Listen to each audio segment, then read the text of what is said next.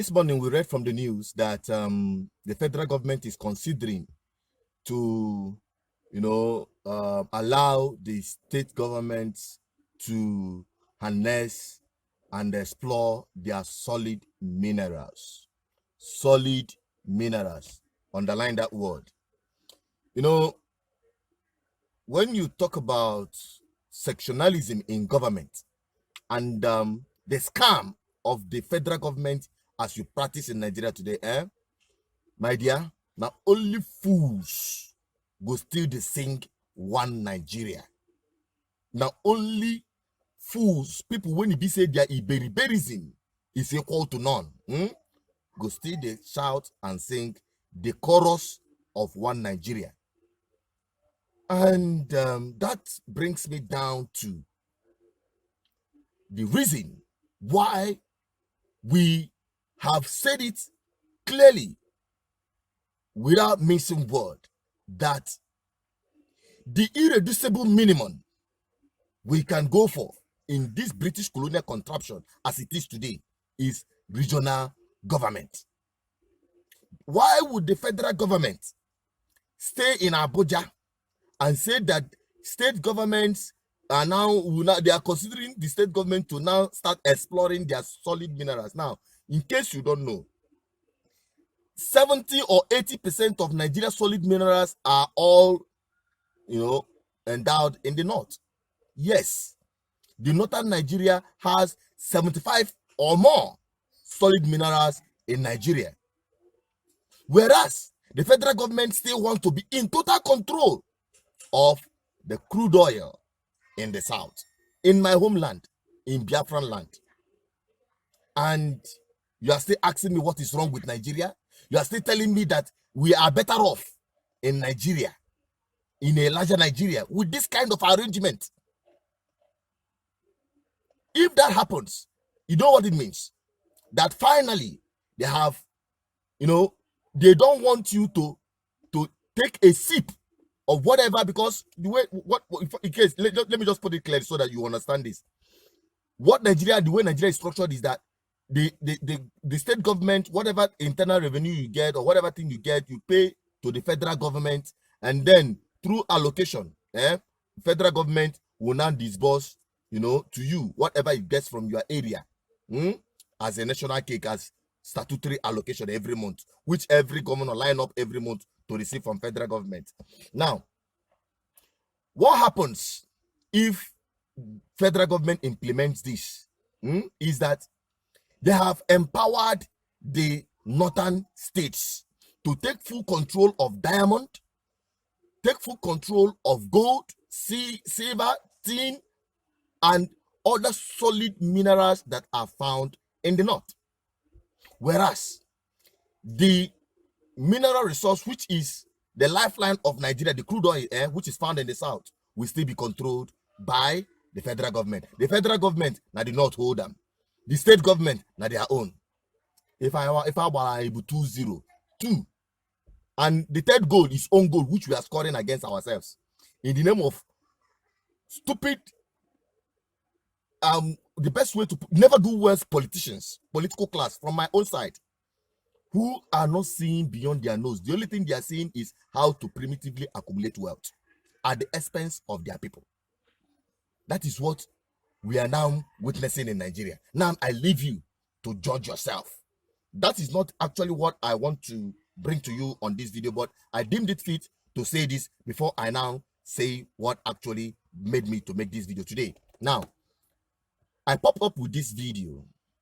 Jelly Rawlings, the former president of Ghana, he made a very heartfelt revelation about his personal experience as a president and as a former leader in Ghana, and what the Western world are doing to Africa to perpetually keep Africa down.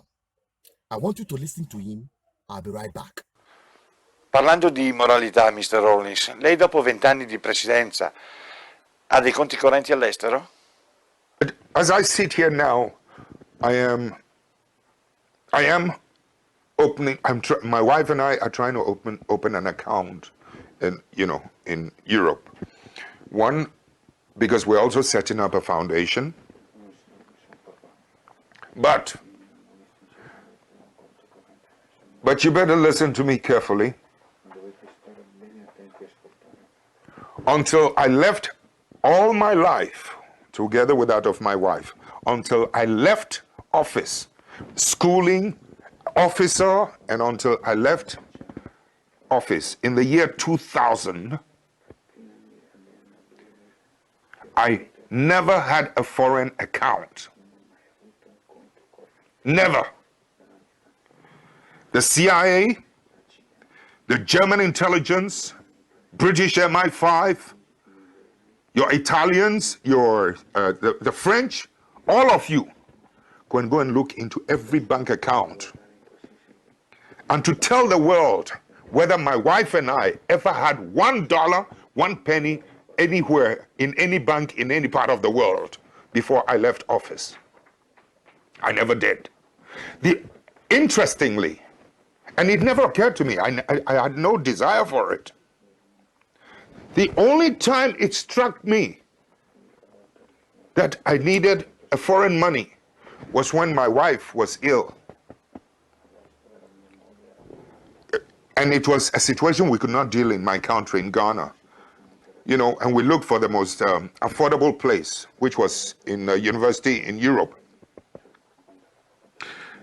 That was the first time I suddenly realized how naked I was in terms of, I couldn't even save my wife's life, a very noble lady who had been through trying times with me. That's when I started calling around the world, friends, can you help, etc. So having no account, oh, by the way, before I left office, we knew she was going to have this operation, so we had even put a little money aside. I think it was about $22,000 it was going to cost us. My wife is asthmatic, and over the years, it has developed its side effects, both in her intestines and other complicated places. So it was going to be quite an expensive, this thing. And you listen to me carefully. I was looking around the world, anybody help me? It's not for myself, I have no account. This is the address of the hospital. This is how much it's going to cost. I mean, it was the most shocking, painful experience I'd been across, that I could hardly get any assistance early enough.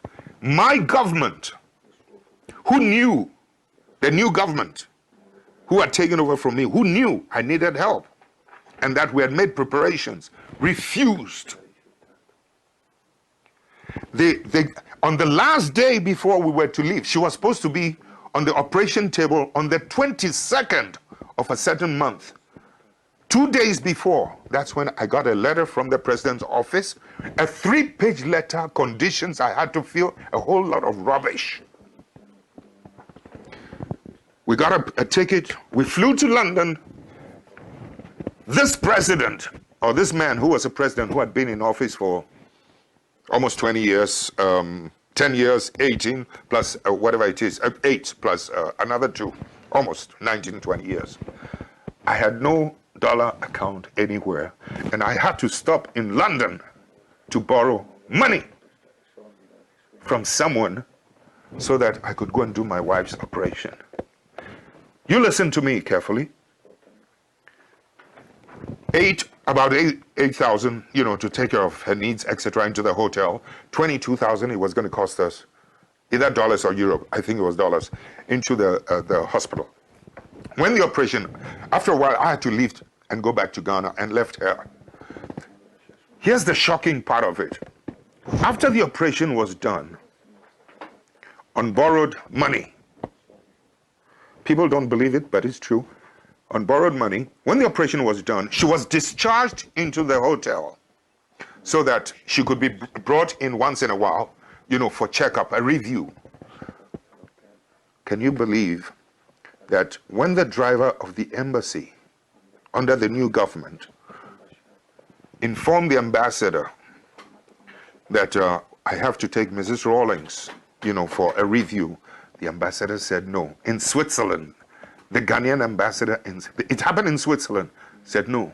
The driver was so shocked, he put the embassy car key on the table, went and used his own personal car to go and drive my wife to the hospital for the review.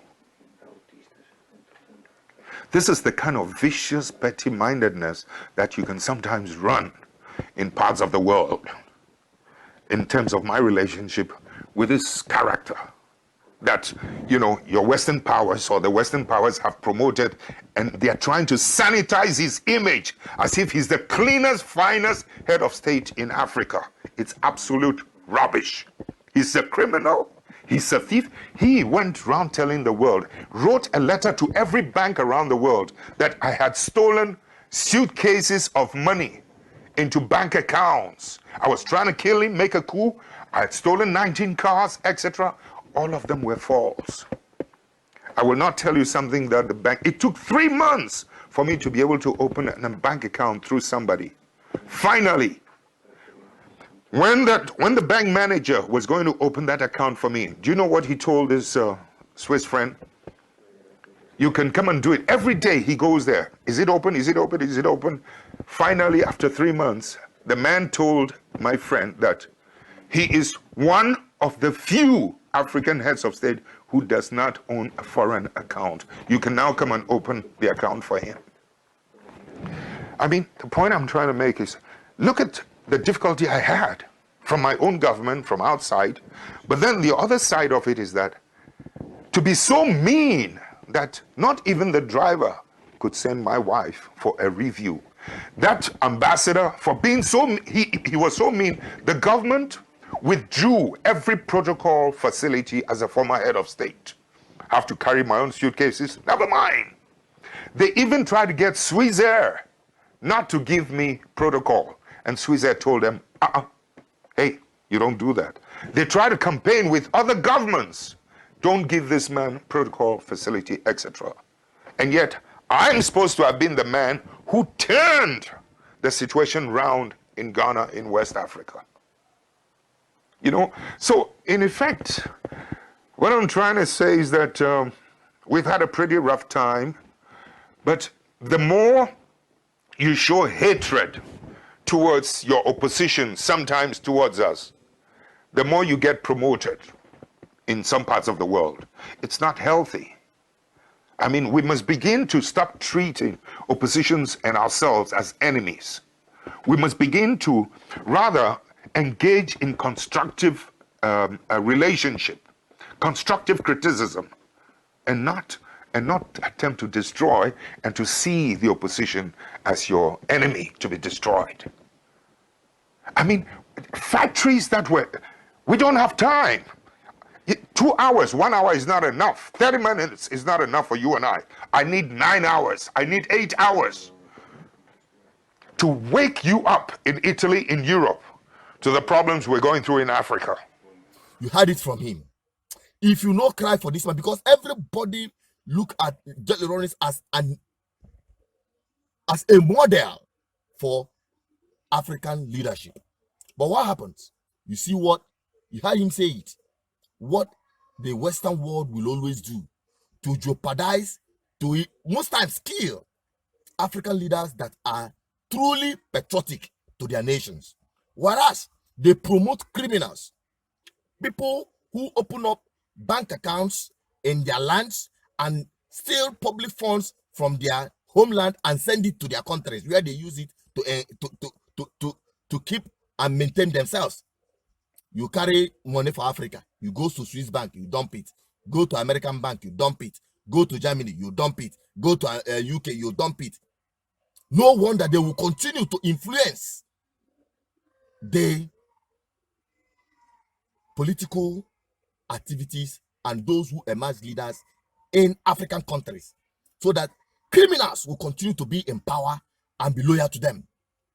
And these stupid zombies, in the name of being president of African leaders, are there being used against themselves, against their own people, because primitive accumulation of wealth, colonial mentality. The worst part is even after elections are conducted in Africa, in Nigeria, in Ghana, in Zimbabwe, in Rwanda, anywhere in Africa, we will still wait. What do the European Union say about this election? What did America say about this election? It is when they now say that we will now take it as validating or invalidating such election. You can imagine that colonial mentality that is driving Africa to abyss. This must stop. This must stop. And that is why I am making this video, and that is why I'll keep voicing it out. We need a homeland that we all can call our home. Africans all over the world are suffering. Whereas in Africa, you have the entire treasure of the world stored here. Yet Africans are suffering, are dying of impunity because of wicked leaders, people who have made themselves stooges to colonial masters up to today.